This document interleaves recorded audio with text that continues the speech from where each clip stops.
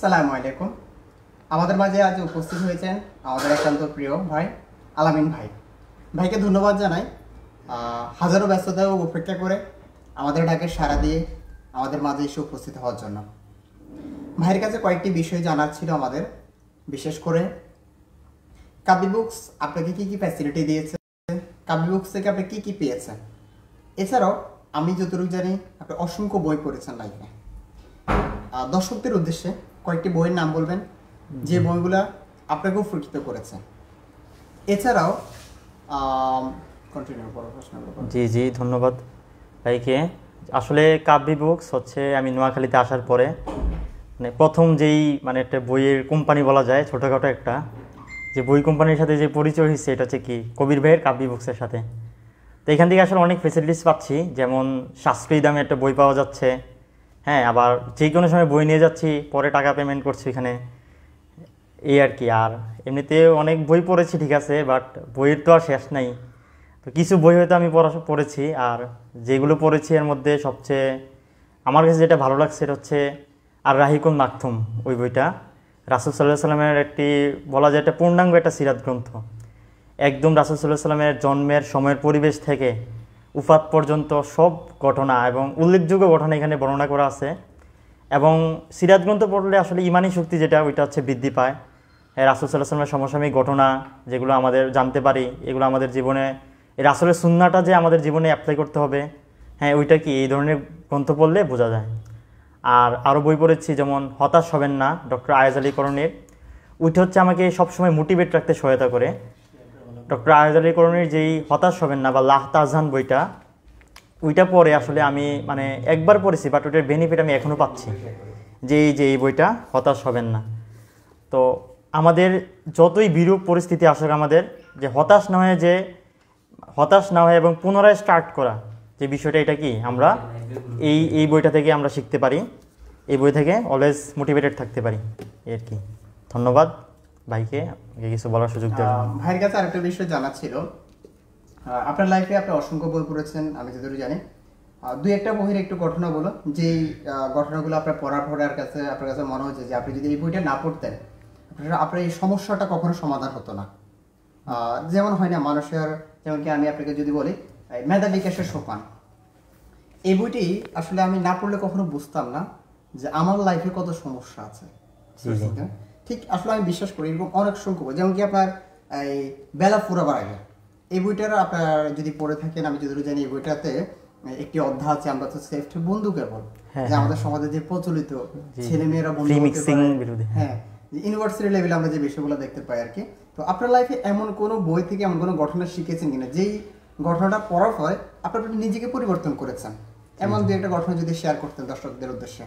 যেমন আমি যদি বলি যে বেলা ফুরাবার আগে বই থেকেই বলি, এখানে একটা ঘটনা বলা আছে যে লেখক যখন দাড়ি রেখেছিলেন প্রথম, আমি যদিও আগে দাড়ি রাখি নাই, ইনশাল্লাহ এখন থেকে রাখবো, যেটা ওইখানে লেখক যখন প্রথম দাড়ি রেখেছিলেন তখন এক মুরব্বী জিজ্ঞেস করেছিল লেখককে যে তোমার বাবা গোফর রাখে নাই আর তুমি রাখছে এক হাত লম্বা দাড়ি, এরকম একটা কথা আছে।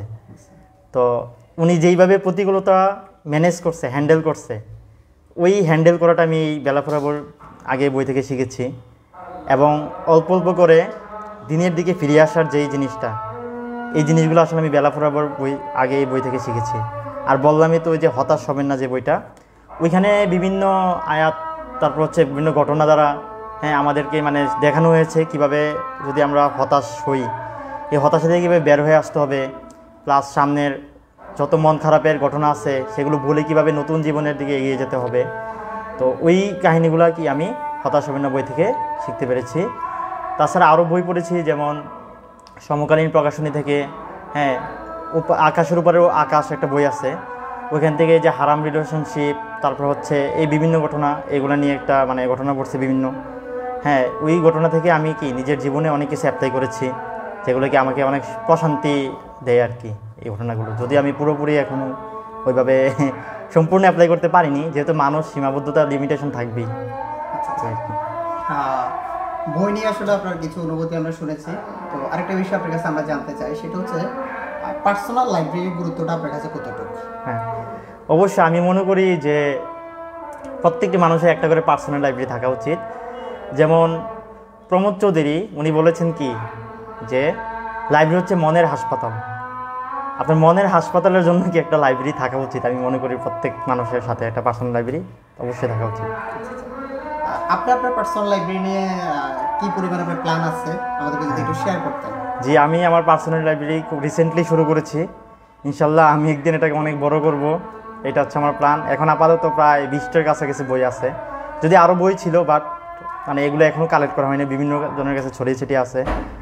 তবে ইনশাল্লাহ একদিন আমি কি এটাকে অনেক বড় করতে চাই। একটা বিষয় হচ্ছে আপনি তো পার্সোনাল লাইব্রেরি অলরেডি সমৃদ্ধ করা শুরু করেছেন। জি জি। তো এই যে শুরু করার আগে আপনি এমন কোনো মানুষকে দেখে কি অনুপ্রাণিত হয়েছেন কিনা আপনাকে জান? কারণ আসলে একটা জিনিস আছে, মানুষ কিন্তু আপনার দেখে দেখে অনেক কিছু শিখে। দেখেন ছোটবেলা থেকে আমরা যখন ছোট ছিলাম তখন দেখতাম আমাদের সামনে মানুষ হাঁটাহাঁটি করতো, আমরা কিন্তু এদের দেখতাম আর ইমেজিন করতাম যে আমি ওর মতন হাঁটতে চাই। আমার সামনে যখন একজন সাইকেল চালাতো তখন কিন্তু আমি চিন্তা করতাম আমাকে শিখতে হবে। আমার সাথে একজন মোটর সাইকেল চালাতো, আমি চিন্তা করতাম আমাকে বাইক শিখতে হবে। বাট এই যে আপনার বই পড়ার অভ্যাসটা, ঠিক আছে, এটা আসলে আপনি কি কোনো মানুষকে দেখে অনুপ্রাণিত হয়েছেন নাকি আসলে নিজ থেকে শুরু করেছেন?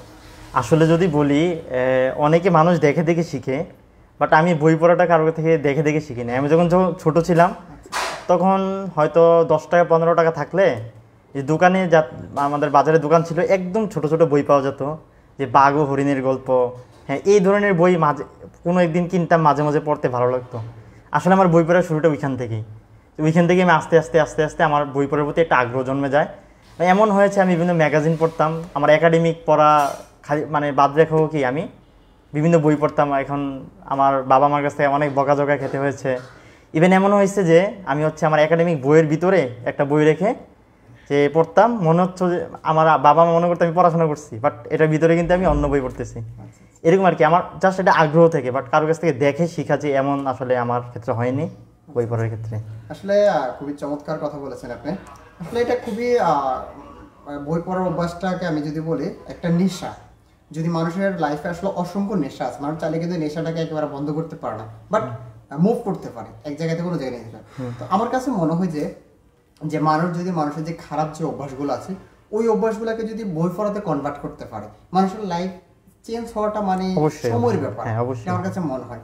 কারণ আরেকটা বিষয় আমি যতটুকু জানি যে একটা মানুষ যদি একটা দিনে 100টা শব্দ সে কানে শুনে, তার ভিতরে 5টা শব্দ তার মনে থাকবে।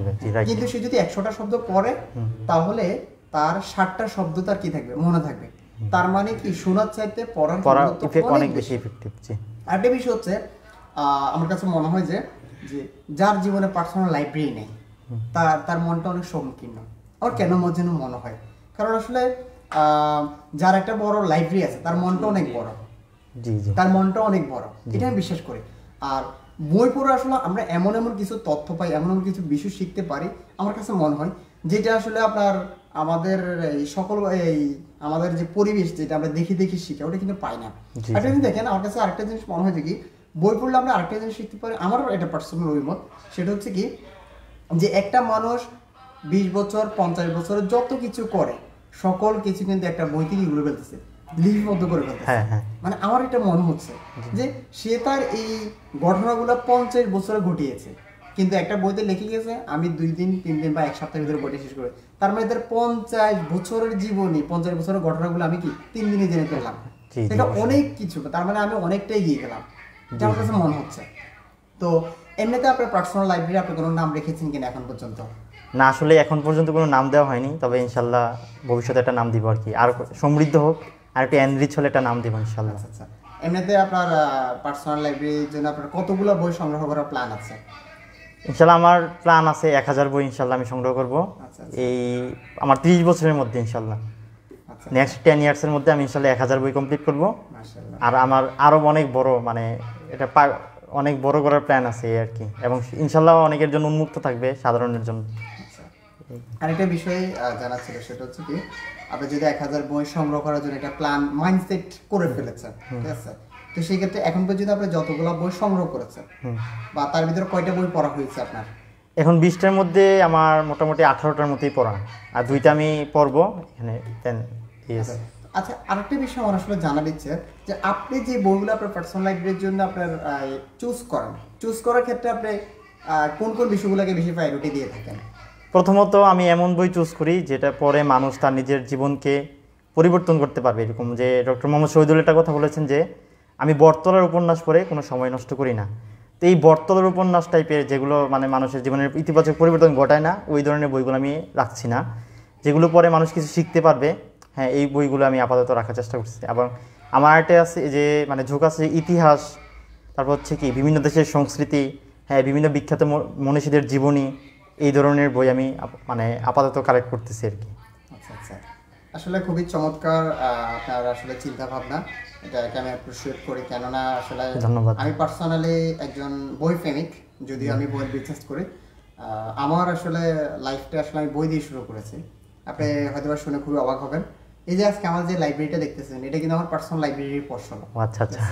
কারণ সত্যি কথা হচ্ছে কি, আমি ক্লাস 10 পর্যন্ত যে বইগুলো কিনে কিনে পড়েছি, আমার ফার্স্ট প্ল্যান ছিল যে অসংখ্য বই পড়ে ফেলেছি, কিন্তু স্টুডেন্ট অবস্থায় আসলে টাকা সংকীর্ণতা থাকে। তো সেক্ষেত্রে আমার প্ল্যান ছিল যে আপনার পুরোনো যে বইগুলো পড়া শেষ, ওই বইগুলোকে বিক্রি করে আমি আমার নতুন বই কিনে পড়বো।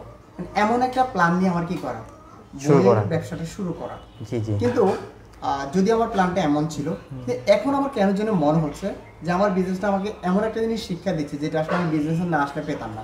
আমি যদি আপনাকে একটা উদাহরণ দিই, দেখেন আজকে আমি আগে যখন আমি লাইব্রেরিতে যেতাম, আমার যে বইটা পছন্দ হতো আমি ওই বইটাই কিনতাম, বা যে যে লেখককে আমি কি করতাম চিনতাম, যে যে লেখকের সংক্রান্ত আমার কি আছে ধারণা আছে, ঠিক আছে, তখন আমি ওই লেখকদের বইগুলো সংগ্রহ করতাম, ওগুলাই পড়তাম।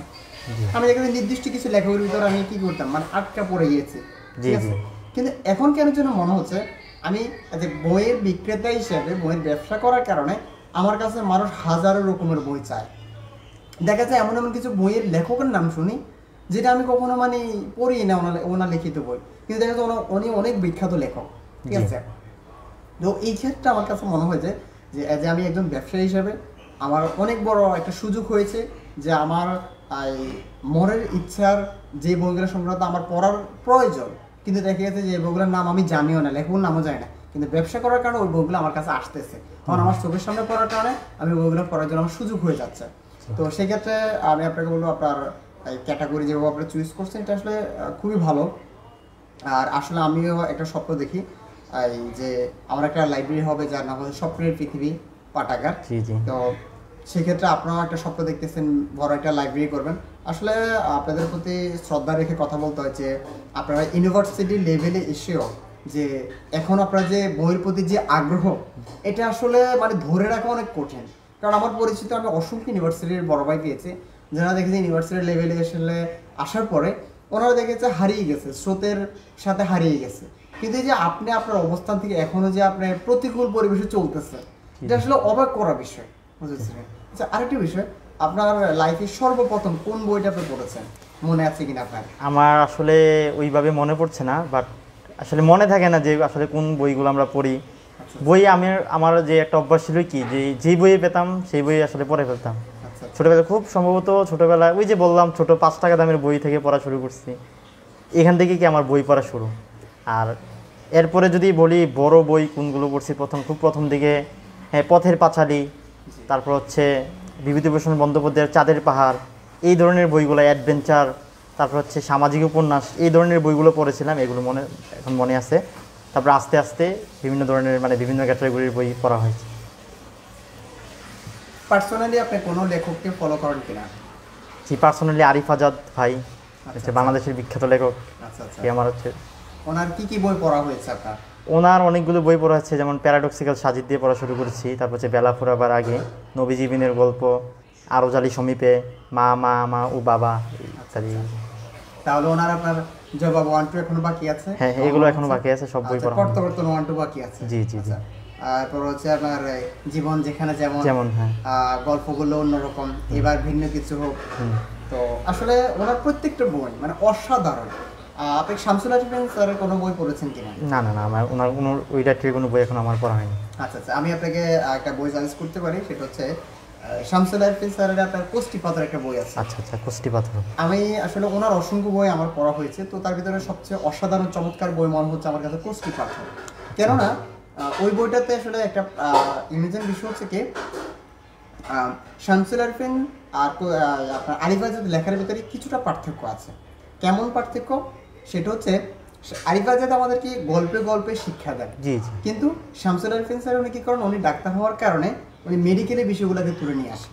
আচ্ছা ইভেন্ট কোষ্টি পাথরের ভিতরে আমি পেয়েছি যে সাধারণত কোরআন হাদিসে বলা আছে তুমি ডান কাত হয়ে ঘুমাও, জি জি। ঘুমানোর জন্য কিছু বিবরণ দেওয়া আছে, উপকার অপকারিতা আমলের দিকও আছে। কিন্তু ডাক্তার শামসুল আরিফিন উনি ওই বইতে এভাবে উল্লেখ করেছেন, বলছে ডান কাত হও, শুলে তোমার ফিজিক্যালি কি কি উপকার হবে তা কিন্তু উনি এত সুন্দর করে চমৎকারভাবে তুলে ধরেছেন, জি জি। যেটা আসলে আমাকে আমি পড়ার পর থেকে আমার মনে হচ্ছে যে ডান কাত হয়ে শুলে শুধু আমাদের ন্যাক হচ্ছে তা নয়, আমাদের ফিজিক্যালি অসংখ্য উপকার হচ্ছে, যেটা আমি আসলে কল্পনা করতে পারি না।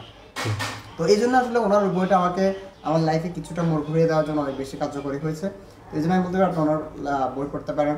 লতিফুর রহমান শিবলি স্যার কোনো বই পড়েছেন? হ্যাঁ, ওই যে আসমান বইটা পড়েছি না। আচ্ছা আচ্ছা, ওই বই থেকে আসলে কি শিখেছেন? এই যে ইমানি শক্তি, যেই তালেবানদের যেই ইমানি শক্তি, সেই ইমানি শক্তির জোরে সে একটা জালিম একটা কম থেকে তারা নিজেদেরকে মুক্ত করতে পেরেছে, ওই যে ওই বিষয়টাই হচ্ছে শিক্ষা, ইমানি শক্তি যে। আচ্ছা আচ্ছা। আর হচ্ছে অনেক সময় মানুষ দ্বিধাদ্বন্দ্বে থাকে যে আসলে দুইটা রাস্তা, এখন কোন দিকে যাবে, সে কি খারাপের দিকে যাবে না ভালোর দিকে যাবে। সেই লতিফুল ইসলাম শিবলি বইয়ের যেই কেন্দ্রীয় চরিত্র যিনি, ওনার ক্ষেত্রে এরকম দুইটা রাস্তা ছিল, উনি কি ওই জিহাদে যাবে না ফিরে চলে আসবে আফগানিস্তান থেকে বাংলাদেশে। ওই চিন্তা থেকে যে ইমানের দিকে যে ধাবিত হওয়া এবং সব কিছু বিসর্জন দিয়ে, নিজের বাবা মা পরিবার ইত্যাদি সব কিছু বিসর্জন দিয়ে যে আল্লাহ রাস্তায় যে জিহাদ করা, যে ইমানি শক্তি, ওইটা হচ্ছে শিক্ষণীয় বিষয় এই লতিফুল ইসলাম শিবলি বইয়ের বই থেকে আসমান। যাই হোক, আপনাকে অসংখ্য ধন্যবাদ যে আপনার হাজারো ব্যস্ততাকে উপেক্ষা করে আমাদের ডাকে সাড়া দিয়েছেন, এসেছেন। আমরা আশাবাদী ভবিষ্যতেও আপনার হাজারো ব্যস্ততাকে উপেক্ষা করে আমাদের ডাকে সাড়া দেবেন। আমাদের দর্শকদের উদ্দেশ্যে সর্বশেষ আপনি যদি কিছু পরামর্শ থাকে বলতে পারেন, ওনারা বই পড়ার অভ্যাসটা কীভাবে করতে পারে? জি জি। প্রথমে হচ্ছে একদম আমি সাজেস্ট করব আরিফ আজাদের বই থেকে পড়া শুরু করা, কারণ ওনার বইগুলো গল্পে গল্পে লেখা এবং খুব সহজে বোধগম্য। তারপর আস্তে আস্তে অন্যান্য লেখকের বইগুলো পড়া যাবে, তবে আরিফ আজাদের বইগুলো পড়া থেকে শুরু করা সবচেয়ে বেটার যদি বই পড়ার অভ্যাস করতে চায়। ধন্যবাদ আমাদের প্রিয় আলামিন ভাইকে। ভাই নোয়াখালী প্রযুক্তি বিশ্ববিদ্যালয়ের স্টুডেন্ট, তো ভাইয়ের সাথে পার্সোনালি আমার সাথে একটু ভালো সম্পর্ক, খুবই আন্তরিক ভাই। ভাইকে আমি যখনই বলেছি যে ভাই আপনার যদি একটু সুযোগ হয় একদিন আমাকে একটু সময় দেন, আসলে আমরা একটু চা খাই, একটু গল্প করি, এছাড়াও আপনার লাইফের আপনাকে পরিবর্তন করার যে দিকগুলো সেগুলো আমাদের সাথে একটু শেয়ার করুন। আমাদের যুব সমাজের ভিতরে যারা বই পড়তে ইচ্ছুক কিন্তু বই পড়ার অভ্যাস তৈরি করতে পারতেছে না, তাদের উদ্দেশ্যে আপনি কিছু বলুন। তো ভাই বলেছেন আমি অবশ্যই চেষ্টা করব। এই জন্য আমি আমার কাবলি বুকসের পক্ষ থেকে আবারও আলামান ভাইয়ের প্রতি কৃতজ্ঞতা প্রকাশ করতে যে আমাদের ডাকে সাড়া দিয়ে আপনি এসেছেন। ইনশাল্লাহ ভবিষ্যতে আবারও আমাদের ডাকে সাড়া দিয়ে আসবেন। ধন্যবাদ ভাই, আপনাকে সালামের মাধ্যমে দিয়েছি। ইনশাল্লাহ আমরা ভবিষ্যতে আরও নতুন কোনো স্পেশাল ব্যক্তিকে আপনাদের সামনে নিয়ে আসার জন্য সর্বোচ্চ চেষ্টা করব। আসসালামু আলাইকুম ওয়া রাহমাতুল্লাহি ওয়া বারাকাতুহু।